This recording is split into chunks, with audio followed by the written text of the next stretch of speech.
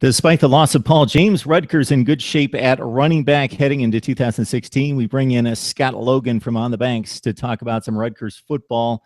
Scott, it's always a good time. Let's dig into some personnel here, because even though James moves on after kind of an injury-plagued career to a certain extent, he did pick up 544 yards and 5 touchdowns for you last year. But Robert Martin, substantial experience. Also Josh Hicks, they both gained upwards of 600-700 yards combined for 10 touchdowns. So you've got a couple of backs that may not one be a star, but together are just about as formidable as anybody in the conference right now. Yeah, they form a pretty lethal 1-2 punch.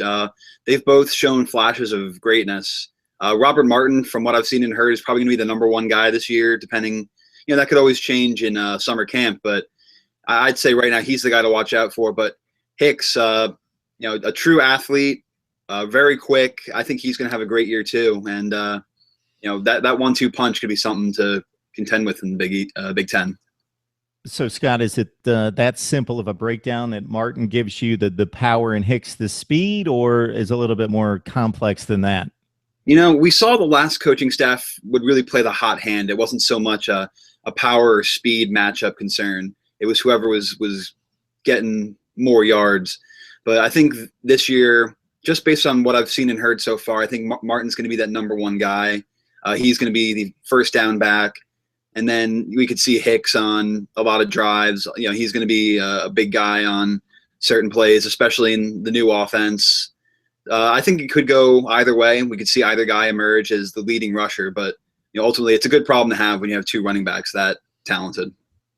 Yeah, and when you look at the productivity from last year, Martin, 124 against Indiana, 81 yards against a Michigan defense that's probably top 3 in the conference in 2015. Hicks, very consistent down the stretch, started to get more carries, hit up Wisconsin for 72 yards, #1 rush defense in the country at one point, Nebraska 62, Maryland at 61 in the final. So beyond those 2 guys, hopefully they're the 2 guys that Rutgers fans are going to see almost exclusively carry the football when it means something in close games. What does the backup situation look like right now? Well, right now it's looking like Justin Goodwin's going to be the 3rd-string running back. He excelled in that role a couple of years ago. We didn't see as much of him last year, just with the emergence of Martin and Hicks, plus Paul James still in the fold. But I think you'd see Goodwin's that #3 guy. And then behind him, you have a freshman, Trey Sneed, who, just based on his high school tape and the things I've heard with him in spring practice, is that this guy is the future. There's a lot of talent there. I think he'll be the starter in a year or 2, but right now he's pretty far down the depth chart. Although it does help that he was an early enrollee. He did participate in spring practice, and he does have a leg up on most freshmen. But just based on the depth chart as it is, unless there's injuries or something, I imagine he's going to see a limited role, if not a red shirt, in his freshman year. ESPN has Trey Sneed listed as their 90th best running back coming out of high school in 2016, as Scott says, out of Florida. 2017, got a couple guys wrapped up, seem to be firmly entrenched as commits. Know much about them? Yeah, well, generally you could be a little surprised to see 2 guys at the same position committing in the same class. Jonathan Taylor and Jonathan Lovett, both New Jersey running backs. But when you really dig a little deeper, it makes a lot of sense. By the time they get on campus, Martin and Hicks are both going to be seniors.